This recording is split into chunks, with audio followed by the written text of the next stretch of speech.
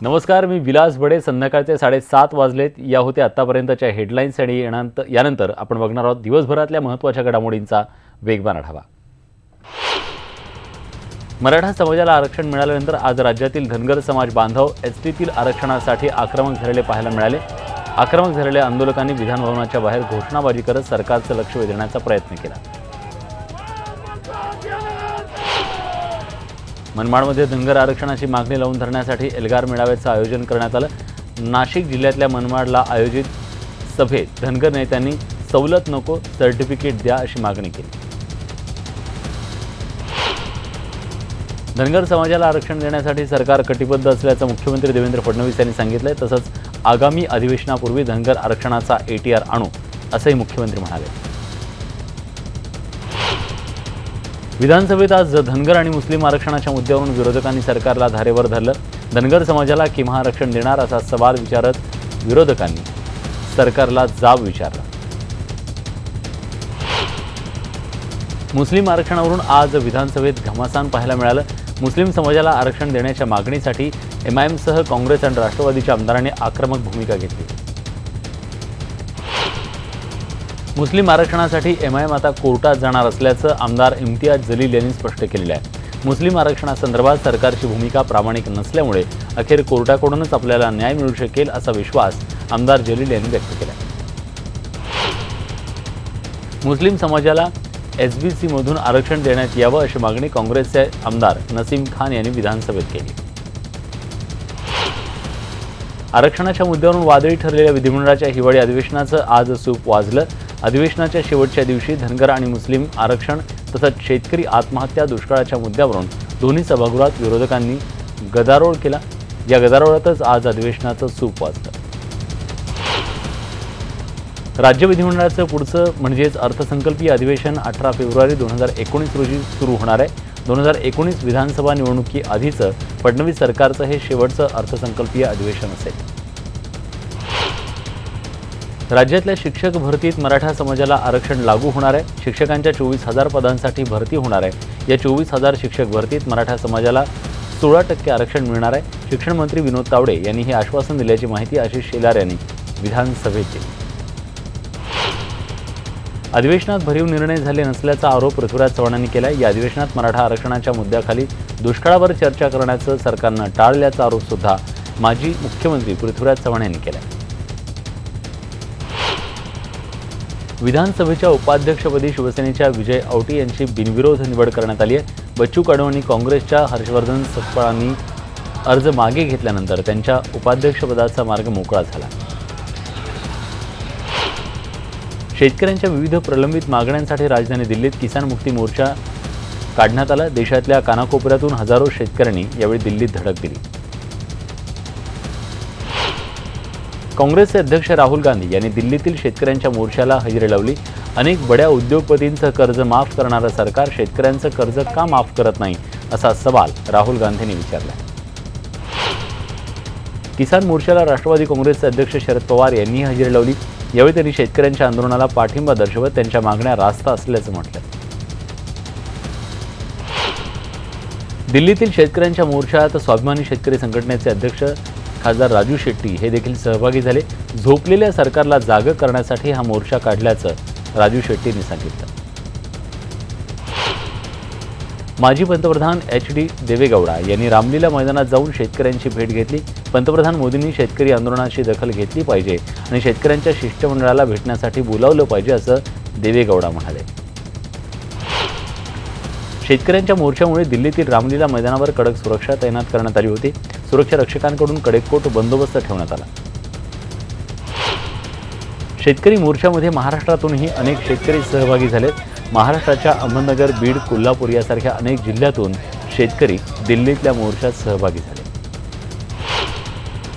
सरकारपर्यंत आपला आवाज पोहोचावा यासाठी आदिवासी बांधवांनी सुद्धा किसान मोर्चात पारंपरिक कलेच्या माध्यमातून नृत्य सादर केलं आणि या मोर्चामध्ये महाराष्ट्रातील आदिवासी समाजाने सुद्धा आपली भूमिका मांडून आपला आवाज बुलंद केला. यावेळी शेतकऱ्यांनी पारंपरिक पोशाख परिधान केला होता. जालन्यात मराठा समाजाने विद्यार्थ्यांना लॉलीपॉप वाटून सरकारनं दिलेल्या आरक्षणाचा निषेध केला. हे आरक्षण देऊन सरकारनं मराठा समाजाच्या तोंडाला पानं पुसली असल्याचा आरोप त्यांनी केला. मराठा क्रांती मोर्चा समन्वयक जावळे पाटील यासह शिष्टमंडळ मुख्यमंत्र्यांच्या भेटीला आलं। मराठा आंदोलनाच्या वेळी झालेले गुन्हे मागे घ्यावेत या मागणीसाठी हे शिष्टमंडळ मुख्यमंत्र्यांना भेटलेलं आहे। सरकारनं 1% स्टॅम्प ड्युटीत वाढ केली आहे। याच्या निषेधार्थ विरोधकांनी विधिमंडळाच्या पायऱ्यांवर आंदोलन केलं। वाढ केलेली स्टॅम्प ड्युटी रद्द करावी अशी मागणी आमदार किरण पावसकर यांनी केली। अनुदानित आणि विना अनुदानित गॅस सिलेंडरच्या किमती स्वस्त झाल्यात। विना अनुदानित गॅस सिलेंडर 133 रुपयांनी तर अनुदानित गॅस सिलेंडरच्या दरात 6.5 रुपयांनी कपात करण्यात आली आहे। सिलेंडर दर कपातीमुळे केंद्र सरकारकडून सामान्य जनतेला थोडासा का होईना दिलासा दिला गेला। 1 जानेवारीपासून राज्य सरकारी कर्मचाऱ्यांना 7वा वेतन आयोग लागू होणार आहे। अर्थ राज्यमंत्री दीपक केसरकर यांनी हिवाळी अधिवेशनाच्या शेवटच्या दिवशी ही गुड न्यूज दिली आहे। पती पत्नीच्या नात्याला काळीमा फासणारी घटना पिंपरी चिंचवडमध्ये घडली आहे। घटस्फोटासाठी पतीने पत्नीला थेट HIVचंच इंजेक्शन टोचल्याचा एक धक्कादायक प्रकार उघडकीस आलाय। डॉक्टर पती विरोधात पत्नीच्या तक्रारीवरून गुन्हा दाखल करण्यात आलाय।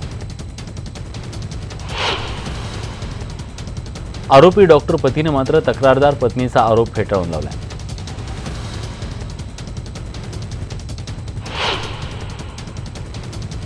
मुंबईच्या जोगेश्वरीत पुढच्या पोरीनं आईचा जीव वाचवलाय। जोगेश्वरीत एका महिलेनं धावत्या लोकलखाली उडी मारून आत्महत्येचा प्रयत्न केला।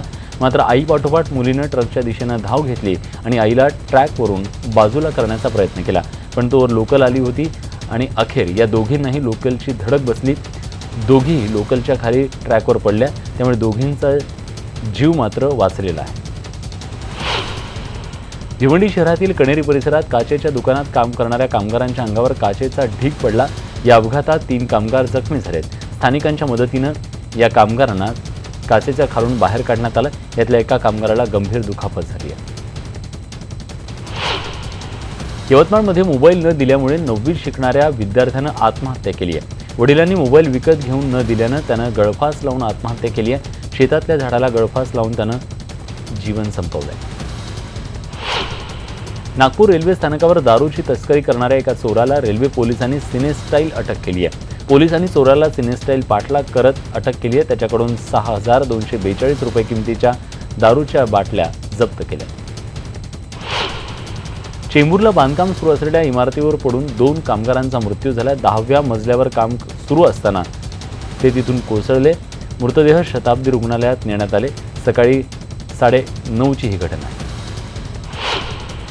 लातूरमध्ये सोनवती गावामध्ये शेतात एका विहिरीत गेल्या 2 दिवसांपासून कोब्रा जातीचा साप पडला।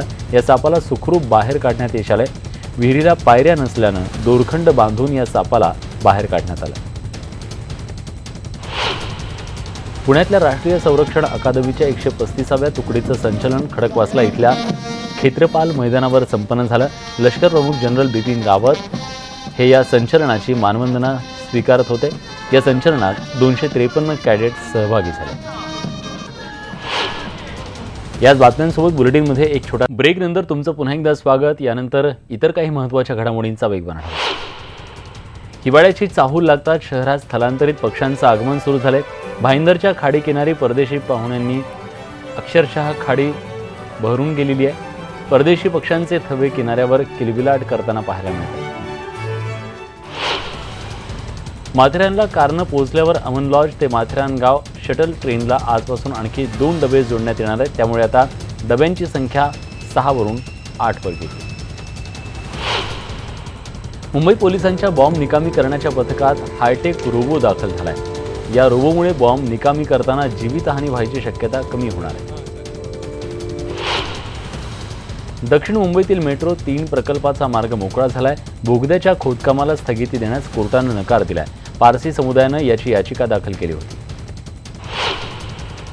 मुंबई मेट्रोच्या रिटर्न तिकिटावर सवलत मिळणं उद्यापासून बंद होणार आहे। घाटकोपर ते वर्सोवा मेट्रो चालवणाऱ्या रिलायन्स मेट्रोनं याबद्दलची घोषणा केली आहे। दगडखाणी स्फोट घडवण्यासाठी लागणाऱ्या जिलेटिन कांड्या आणि डिटोनेटरसह 42 वर्षीय राजस्थानी इसमाला अटक करण्यात आली आहे। मुंब्रा पोलिसांनी दिवा परिसरातून या आरोपीला अटक केली आहे। बँकांचं कर्ज बुडवणाऱ्यांची नावं जाहीर करण्याच्या केंद्रीय माहिती आयोगाच्या आदेशाला आव्हान देणाऱ्या रिझर्व्ह बँक ऑफ इंडियाच्या याचिकेवर केंद्र सरकारनं आपली भूमिका स्पष्ट करण्याचं मुंबई हायकोर्टानं आदेश दिले।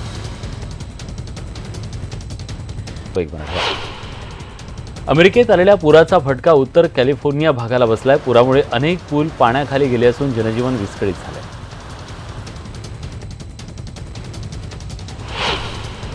अमेरिकेतील लॉस एंजेलिस इथं पाण्याच्या प्रवाहात अडकलेल्या व्यक्तीची बचाव पथकानं सुटका केली आहे। हेलिकॉप्टरच्या सहाय्यानं एअरलिफ्ट करत त्याला पाण्याच्या प्रवाहातून बाहेर काढण्यात आले। कधीकाळी एकमेकांचे कट्टर वैरी असलेल्या उत्तर आणि दक्षिण कोरियामध्ये पुन्हा संपर्क यंत्रणा प्रस्थापित करण्याचे प्रयत्न सुरू झालेत। याचाच एक भाग म्हणून रेल्वे मार्गाचं सर्वेक्षण करण्यात येत आहे। रशियाची राजधानी मॉस्को इथल्या रेड स्क्वेअरमध्ये आईस स्केटिंगचं आयोजन करण्यात आलं होतं। पारंपरिक वेशभूषा करत स्केटिंगची मनोहारी प्रात्यक्षिकं इथं सादर करण्यात आली। आयर्लंडच्या डब्लिन इथल्या नदीकिनारी डॉल्फिन सदृश इथं पाहायला मिळाले। 7 ते 8 डॉल्फिनचा समूह इथल्या पाण्यात मुक्तपणे विहार करताना पर्यटकांच्या दृष्टीला पडला। नेदरलँडची राजधानी एम्स्टरडॅम इथल्या ड्रोन वीकमध्ये अभिनव प्रात्यक्षिकं सादर करण्यात आली। लोकांची वाहतूक करणारे ड्रोन कसे दररोजच्या जीवनात आणता येतील हे या प्रदर्शनातून दाखवण्यात आलं। नेदरलँडच्या एम्स्टरडॅममधील लाईट फेस्टिवलचा काउंटडाऊन सुरू झालाय। या निमित्तानं इथल्या कालव्याभोवती सुंदर रोषणाई करण्यात आली होती। विविध आकाराच्या प्रतिकृतींना इथं आकर्षक रोषणाई करण्यात आली। आणि नुकतंच विवाहबद्ध झालेलं बॉलिवूडमधलं लाडकं जोडपं अर्थात दीपवीरनं सिद्धिविनायकाचा आशीर्वाद घेतला। सकाळी दीपिका पदुकोण आणि रणबीर कपूर यांनी मुंबईतल्या सिद्धिविनायक मंदिरात हजेरी लावली आणि बाप्पाचा आशीर्वाद घेतला।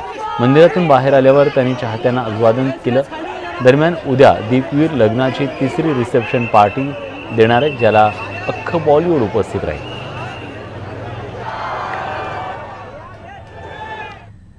तेव्हा याच सगळ्या बातम्यांसोबत बुलेटिनमध्ये आपण इथेच थांबतोय। ब्रेक नंतर महाराष्ट्रातल्या शहरांची बित्तम बातमी माझी सहकारी रेश्मा साळुंखे सोबत। कुठे जाऊ नका, पहा फक्त न्यूज 18 लोक।